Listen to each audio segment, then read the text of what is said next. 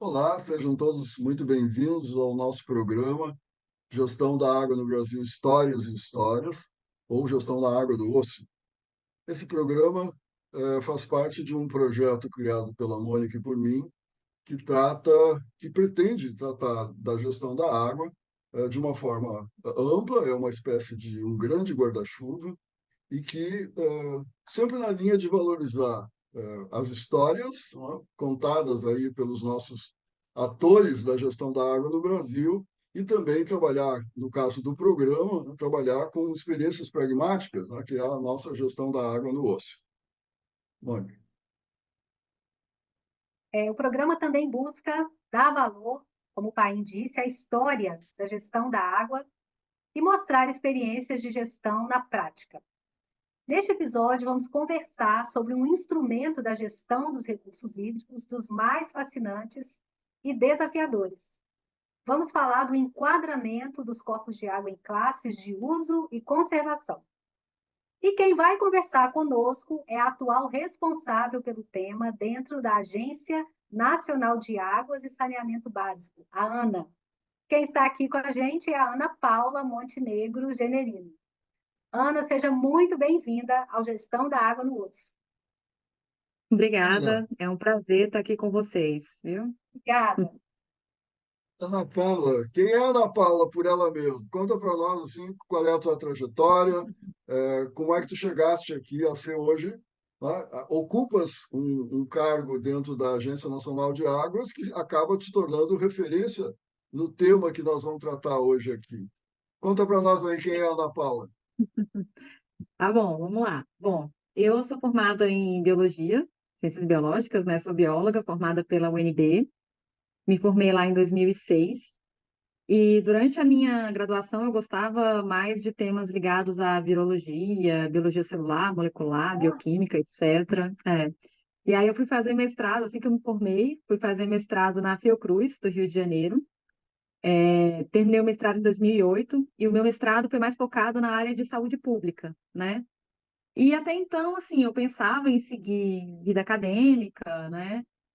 Mas durante o mestrado eu me deparei com uma série de situações ali mesmo, né? Ao redor ali da Fiocruz, a gente tem, não sei se vocês conhecem ali Manguinhos, né? Mas você tem, assim, o campus da Fiocruz, que é muito bonito, muito bem cuidado, e ao redor você se depara com uma realidade, assim, dura, né? De pessoas em favelas e aqueles canais urbanos cheios de esgoto, né? Enfim. E aí eu percebi assim que o que eu queria era ter uma ação mais direta, mais concreta na vida das pessoas, né? Mudar a vida das pessoas na prática. E surgiu a ideia do serviço público, né? Então aí eu voltei para Brasília, comecei a estudar para concursos, passei na ADASA, que é a Agência Reguladora de Águas, Energia e Saneamento Básico do DF. Comecei a trabalhar na DASA em 2009 e fiquei na área de regulação técnica de esgoto, de esgotamento sanitário. Gostei bastante de trabalhar com o tema, assim, percebi mais uma vez isso, né, que o que falta para as pessoas muitas vezes é o básico, assim, né? Claro que é super importante a pesquisa científica, claro que desenvolver uma vacina contra HIV seria fantástico, né? Mas o meu pensamento é de que, poxa, se as pessoas tiverem água, né, em qualidade e na frequência que precisa, né, dentro das suas casas, se elas tiverem coleta e tratamento de esgoto, né, olha o ganho que a gente teria, né, no Brasil e no mundo apenas com o básico, né? Uhum. Aí eu fiquei lá na DASA mais ou menos um ano. E em 2010, eu entrei na ANA como especialista em recursos hídricos e pedi para trabalhar com esgotamento sanitário. Então, fui trabalhar no PRODES, que é um programa da ANA de pagamento por esgoto tratado, um programa bem antigo dentro da agência, né? É um pagamento interessante, desculpa, é um programa interessante porque é um programa de pagamento por resultados. Então, assim, o prestador de serviço, ele se inscreve no programa, a ANA faz uma seleção, contrata uma ET, né? Uma estação de tratamento de esgoto. E aí essa ET, depois que ela começa a operar, ela é certificada e a cada certificação ela recebe um prêmio se ela estiver operando aquela estação dentro dos conformes, né? Então é como se a ANA estivesse comprando esgoto tratado, né? E em paralelo ao PRODES, eu entrei também no PNQA, que era o Programa de Avaliação da Qualidade da Água. E aí eu tive a oportunidade, na época, de coordenar um estudo que estava sendo feito no Brasil para criar uma rede nacional de monitoramento de qualidade de água. Verdade. Né? A gente já tinha os estados fazendo esse monitoramento de qualidade de água há muito tempo. São Paulo, por exemplo, desde a década de 70 com a CETESB, né? Minas desde 90, enfim. Mas a gente percebia que a gente precisava eliminar lacunas tanto no tempo quanto no espaço em relação ao monitoramento de qualidade de água do Brasil, né? E aí foi criada essa rede, e para mim foi uma experiência fantástica ter participado desse processo, porque eu me aproximei muito dos estados, dos órgãos gestores de recursos hídricos estaduais, dos órgãos gestores de meio ambiente, né? E essa troca com o estado é sempre muito rica, assim. E, bom, aí uma vez criada a rede, a gente precisava arrumar uma forma de dar uma sustentabilidade financeira para essa rede, né? Porque, ok, está fazendo monitoramento, mas como é que a gente vai pagar isso, né? A gente pensou em convênios, mas ficaria uma coisa muito complicada, fazer um convênio com cada estado e ficar pagando. Ah, o cara vai a campo, ele precisa encher, colocar gasolina no carro dele. Aí como é que você vai pagar essa gasolina? Pagar o gelo que vai preservar a amostra, né? E aí, É muita inspirado, coisa. que é um programa de pagamento por resultados, a gente criou o Qualiágua dentro da ANA, que também é um programa de pagamento por resultados, né? É um programa em que o Estado, ao aderir a esse programa, Qualiágua, ele faz o monitoramento, de acordo com o que está previsto lá na rede, e ele recebe um valor por ponto monitorado, quando ele disponibiliza esses dados, né, de qualidade de água. Aí, depois de trabalhar com esses projetos, né, na época eu estava numa superintendência de programas e projetos dentro da ANA, eu resolvi mudar de área e fui para a superintendência de planejamento de recursos hídricos. E aí fui trabalhar na coordenação de qualidade de água e enquadramento, na qual atualmente eu estou como coordenadora, né? Mas na época eu ainda não era coordenadora. E aí eu trabalhei em estudos bem interessantes, participei do Atlas Esgotos, que foi lançado pela ANA em 2017. Acompanhei também e acompanho até hoje questões relativas aí à qualidade de água na bacia do Rio Doce, depois do rompimento da barragem de Fundão, né? E, assim, justamente por acompanhar essas questões de qualidade de água da bacia do Rio Doce, o superintendente anterior aqui dessa área me pediu que coordenasse a elaboração do plano de bacia, né, da bacia do Rio Doce e de enquadramento também. Então, eu coordenei durante um tempo a elaboração do plano de enquadramento da bacia do Rio Doce, depois acabei ficando só com o enquadramento, porque a gente teve uma mudança aqui, né, dentro da ANA, e atualmente estou como coordenadora aí da coordenação de qualidade de água e enquadramento da ANA, com o grande desafio de fazer o instrumento enquadramento decolar, né? A gente percebe que ele é um instrumento que está precisando aí realmente ser elaborado para o Brasil como um todo, né? E não é uma tarefa muito simples, não. Não é isso? Obrigado, Ana. Conta conosco, né, Mônica? Porque nós somos apaixonados Olha, pelo tema. Se precisar te ajudar a Contarei. decolar, apaixonada. a gente faz decolar. É, Promessa é dívida, hein? Contarei. os adjetivos fascinante e desafiador, assim, que nós colocamos no roteiro, É, quando nos referimos ao enquadramento, não foi à toa, assim, é porque realmente a gente acha isso mesmo do instrumento. sim, Ana, é muito bonita, assim, a sua motivação. Eu sempre acho muito bonito quando as pessoas contam, né, como que elas foram parar na atividade com a gestão da água ou com um determinado instrumento, né, específico. E você já tem, assim, alguma estrada aí, né?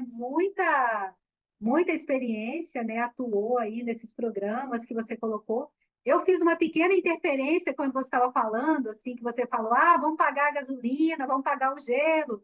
Aí eu falei, se muita coisa, imagina, né? Assim, o tanto de coisa que se necessita quando sim, a gente precisa, né, de fazer um monitoramento de qualidade da água, né? Realmente tem muitas sim. coisas aí envolvidas. Vamos lá, então. Ana, em 2 minutinhos, né? Já que você está à frente do tema enquadramento na ANA, né? Em 2 minutinhos, faz para a gente, por favor, um panorama da implementação do enquadramento do Brasil e da atuação da agência com relação ao instrumento. Tá bom, vamos lá. Bom, o enquadramento ele é um instrumento que veio da Política Nacional de Meio Ambiente, né? Foi trazido aí para a Política de Recursos Hídricos pela Lei das Águas em 97. Então, a gente ainda tem muitos enquadramentos no Brasil que são da época em que esse era um instrumento de meio ambiente e não de recursos hídricos. A gente tem aí a bacia hidrográfica do Paranapanema, bacia hidrográfica do Paraíba do Sul, que foram enquadrados com base ainda numa portaria do Ministério do Interior lá de 76, né? E a gente tem o próprio São Francisco, a bacia hidrográfica de São Francisco, que foi enquadrado com base na Resolução CONAMA 20 de 86, portanto, antes ainda da vinda do enquadramento para a política de recursos hídricos, né? O nosso Mas entendimento dentro, o nosso entendimento dentro da ANA é que esse é um instrumento que requer assim, uma certa maturidade da bacia em termos de gestão de recursos hídricos para acontecer, para virar realidade. Tanto é que o próprio Plano Nacional de Recursos Hídricos, que foi elaborado agora há pouco tempo, né, e que vai de 2022 a 2040, colocou aí para a gente o desafio de elaborar propostas de enquadramento para todas as bacias que já têm cobrança instalada, né, entendendo que, ok, se tem cobrança, então já está no nível de maturidade que permitiria aí que o enquadramento fosse elaborado e implementado na bacia, né? Então, a gente tem até 2026 as bacias PCJ, né, para fazer o enquadramento, Doce, que foi finalizado no ano passado, e o Paraíba do Sul, que está em andamento.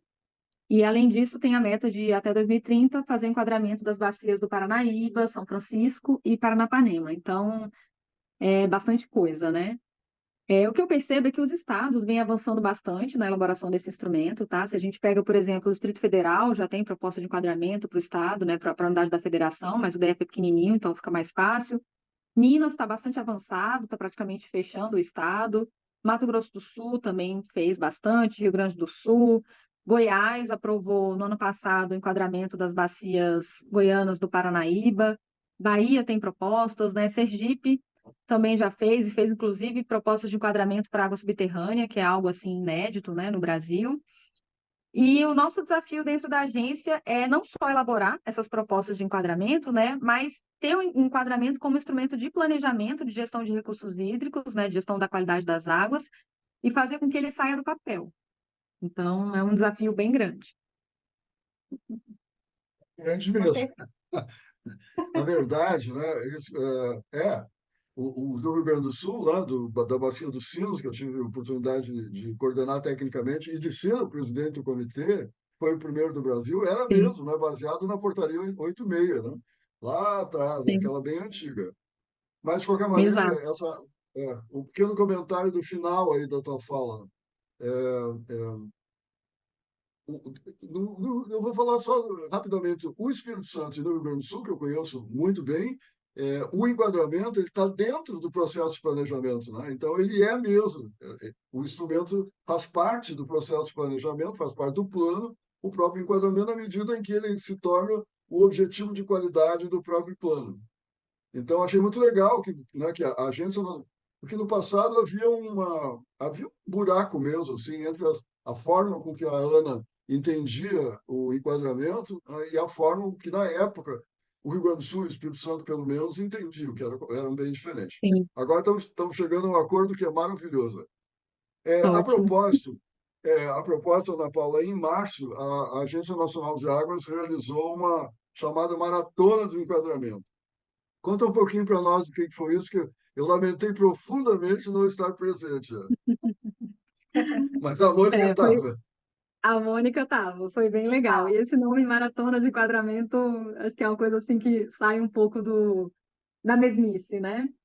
é, Bom, esse evento surgiu da participação que eu e o Marcelo, que trabalha comigo lá dentro da coordenação, tivemos num workshop sobre inovação de qualidade de água, que foi promovido pela UNEP, na Holanda. Esse workshop ele aconteceu em setembro do ano passado, e ele tinha uma metodologia bem interessante, bem diferente, que era baseado nos hackathons, né? Hackathon é um encontro de hackers, né? E aí você faz uma imersão com aquelas pessoas que estão ali, você dá desafios para aquelas pessoas e elas têm um curto período de tempo para chegar numa solução viável, numa solução factível, né? É uma metodologia assim bastante colaborativa e que tem como base a inteligência coletiva, né? Ou seja, eu vou juntar várias pessoas ali, não vou ter hierarquia entre elas, vai ser um ambiente de muita autonomia e aquelas pessoas vão se aprofundar naquele assunto e vão vir com soluções, né? Criativas, soluções diferentes. E é uma coisa que dá super certo. Então, assim, a gente gostou muito do que a gente vivenciou nesse workshop lá na Holanda, no ano passado. a gente já estava fazendo uma série de webinários com alguns estados que estão mais avançados no instrumento de enquadramento ao longo de 2023. Isso porque quando a gente foi fazer, né, a proposta de enquadramento na Bacia do Rio Doce, a gente se deparou com várias questões, né, Mônica? E aí a gente conversava muito com o pessoal da AGE, o pessoal do IGAM, trocando figurinha, assim, várias coisas que a gente realmente não tinha e não tem uma solução pronta, uma resposta pronta, né? Então a gente resolveu fazer esses webinários para trocar ideias, né, para se ajudar mutuamente, né? Não é que a ANA, a Agência Nacional de Águas, vai ter todas as respostas e vai falar para os estados o que eles têm que fazer, não é isso, né? Longe disso. É realmente para a gente se ajudar. E aí surgiu a ideia de, ao final dessa série de webinários, fechar esse ciclo com um evento presencial em que a gente pudesse efetivamente resolver algumas questões que ainda estavam pendentes, né? E encaminhar aprimoramentos, melhorias com relação ao instrumento de enquadramento para os responsáveis, né? Que no caso seria para o CONAMA e para o CNRH. Então foi daí que surgiu a ideia. Maravilha. Muito legal. Ana, você acabou comentando um pouquinho, assim, né, como é que foi o evento, né, dos resultados. É, Se você puder comentar um pouco mais, assim, dessas discussões, né, com relação ao enquadramento que vem sendo conduzidas pela ANA junto aos estados, né? Por exemplo, assim, onde que vocês querem chegar, né? Tem um objetivo, né? Sim. Que vocês pretendem alcançar com essas discussões, né? Com os webinários, a maratona e essas proposições, né? Que estão sendo feitas ao CONAMA e ao CNRH? Sim, o objetivo maior é a gente facilitar a elaboração e a implementação do instrumento de enquadramento no Brasil, né? Facilitar o nosso próprio trabalho, né? De quem lida com esse instrumento e que sabe que não é uma coisa trivial. O que eu achei interessante na Maratona do Enquadramento, né, é que a gente chegou assim a basicamente três tipos de resultados. O primeiro tipo são os pontos, né, de legislação que foram amplamente debatidos, exaustivamente debatidos, mas que a gente achou que é melhor deixar como está, né? Porque também quando você está propondo melhoria para um instrumento, você tem que ter cuidado de não acabar piorando a situação, né? Não acabar atrapalhando mais do que ajudando. Então, achei isso bem interessante, né? Outra questão que surgiu lá, que também achei muito legal, foi a ideia de se fazer um manual operacional de como elaborar uma proposta de enquadramento, né?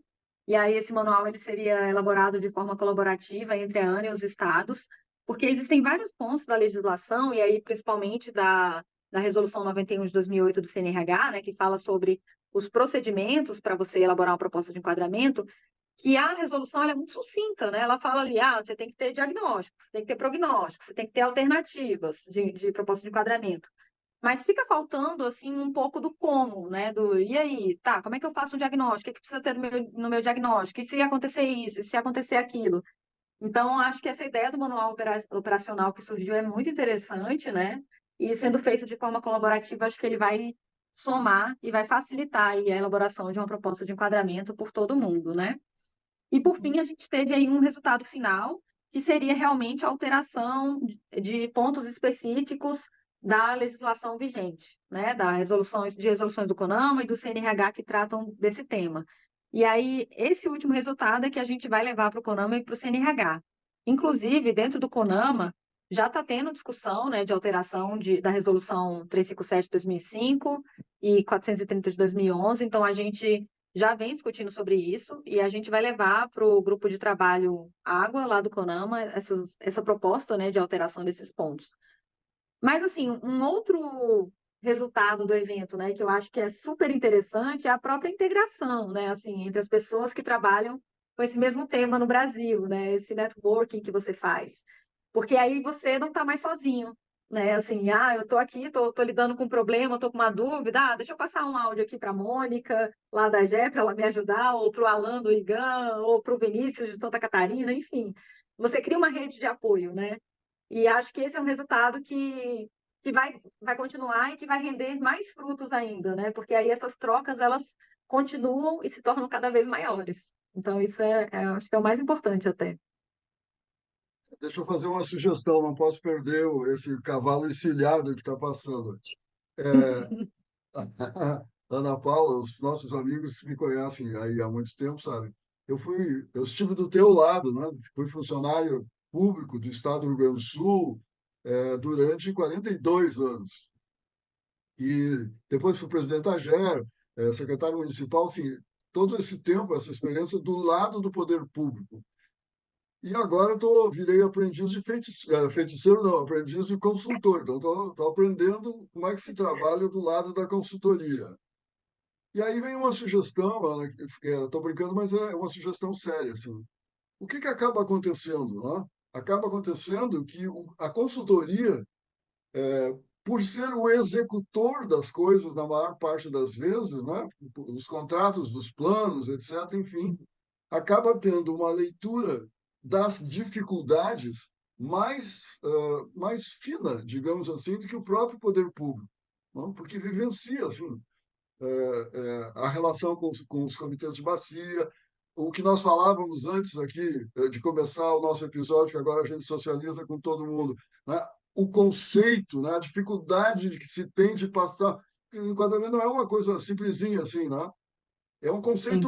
É um conceito complicado de se tirar do papel e colocar na prática, na vida das pessoas. Então, e eu acabei percebendo isso, porque não sou mais funcionário público, mas estou trabalhando na consultoria, de que talvez a sugestão agora objetiva é de que esse tipo de evento a Ana pudesse promover também, não só com os consultores, mas talvez mesclando, né, o poder público e a consultoria. Aí eu acho que aí ia dar um golaço mesmo, assim, sucesso. Enfim, Olha, Painha, a gente pensou sobre isso, viu? Durante lá a maratona do enquadramento, eu vi alguns grupos comentando coisas nesse sentido, assim, de a gente podia ter trazido o fulano e o ciclano. Também não são tantas pessoas de consultorias que mexem com enquadramento no Brasil, né? Mas a gente podia ter trazido o fulano, o ciclano, sei lá quem, para discutir aqui também e tal. Acho que seria interessante. Então, concordo com essa sua sugestão. Na próxima vez a gente pode, com certeza, convidar aí esses técnicos, né? Que trabalham com o tema de enquadramento, que com certeza eles têm muito a somar. bom, tá na cara, todo mundo percebeu que eu estou legislando em causa própria, porque aí eu posso ir. Ah, Ana, sim, por falar em dificuldade de conceito, né, das pessoas, sim, nós não temos, estamos caminhando para alguns consensos nos conceitos que envolve a questão do o tema enquadramento, o instrumento enquadramento, mas ainda temos muitas dúvidas, né? A Mônica e eu construímos um curso, né, online que fala de planejamento participativo obviamente, né, um dos capítulos passa pela questão do enquadramento, que está à disposição aí das pessoas na internet. A Mônica pode fazer a propaganda depois, no final, direitinho, que ela sabe fazer a propaganda. Então, Deixa o link na é, descrição.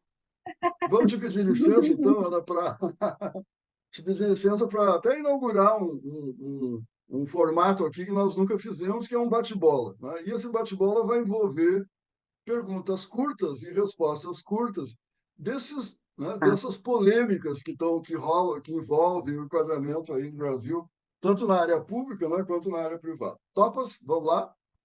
Topo, Então vamos tá. lá. Primeira, Ana Paula, enquadramento elaborado junto com o plano ou em separado? De preferência, sempre junto com o plano, né? Porque a gente tem uma grande sinergia aí entre os dois instrumentos durante a sua elaboração. Tem etapas comuns, né? Diagnóstico, prognóstico. E um outro ponto que a gente até estava conversando antes de começar, né? O enquadramento ele acaba não conseguindo resolver todos os problemas de qualidade de água de uma bacia. Então, o plano ele pode e deve complementar o enquadramento nessas questões. Ótimo. Segunda, o que é mais importante? O processo de elaboração, né? Que é o processo de elaboração? Ou seja, participativo, tem uma metodologia participativa robusta ou é melhor que tenha uma técnica assim, refinada? O mais importante é que a gente Agora vem tenha fazer uma pergunta metodologia. difícil. Não. A gente sempre se depara com isso, né? Mas assim, o mais importante é que tenha uma metodologia participativa qualificada. Porque, assim, no final das contas, o que a gente quer é conhecer os usos atuais, né? Os usos pretensos e qual esforço que aquela bacia está disposta a fazer, pode fazer, para atingir a melhor qualidade da água possível naquele horizonte de planejamento. Então, assim, eu entendo que o conhecimento técnico, ele é importante, né? A modelagem, ela é super importante, mas são subsídios para facilitar a atuação das pessoas que moram ali na bacia quanto àquela definição das metas de qualidade de água. Eu não posso deixar de contar uma historinha a respeito da tua fala agora, com a qual eu Tem concordo. uma, Vou uma contar uma historinha pausa para assim. a história, né? Ana Paula, há muitos, Vai muitos lá. anos atrás, talvez o primeiro evento nacional sobre enquadramento foi realizado em Alagoas, em Maceió. E lá eu fui apresentar a experiência dos sinos, tinha uma professora da Universidade Federal do Paraná, enfim, tinha várias pessoas. E a secretária, na época, a secretária de Meio Ambiente de Alagoas, estava assim, sentada na primeira fila, tentando aprender tudo aquilo, porque ela, né, tinha intenção de começar um processo em Alagoas. Eu fiz a minha fala, contei a experiência dos filmes, que era muito pragmática, assim, tinha técnica, claro que sim, né? Tinha informação Uhum. técnica, claro que sim, Sim. mas ele privilegiava muito, muito a participação dos grupos sociais. Aí veio a professora do Paraná e fez uma apresentação assim, assim, absolutamente técnica de parâmetros de qualidade da água, uma coisa assim, enorme assim. Quando ela terminou de falar, a secretária estava do meu lado, ela olhou para mim e disse: Mas eu não tenho tudo isso? Será que eu não vou poder Sim. fazer aqui? Aí eu disse: Pois é. Vai, fica tranquila que vai poder fazer. Tá? Então, é Dá uma até historinha medo, né? real. É, Sim, Ela é estava muito assusta. assustada, coitada. Não vou conseguir fazer, não. Vai sim, vai conseguir fazer. Ana Paula, terceira. A manifestação de vontades, né, como uma etapa do processo de enquadramento, faz algum sentido para ti? E para a Agência Nacional de Águas também faz sentido? Como é que vocês estão vendo isso? Sim, manifestação de vontade é algo que sempre faz sentido para a gente, né? Tanto para mim quanto para a Agência Nacional de Águas.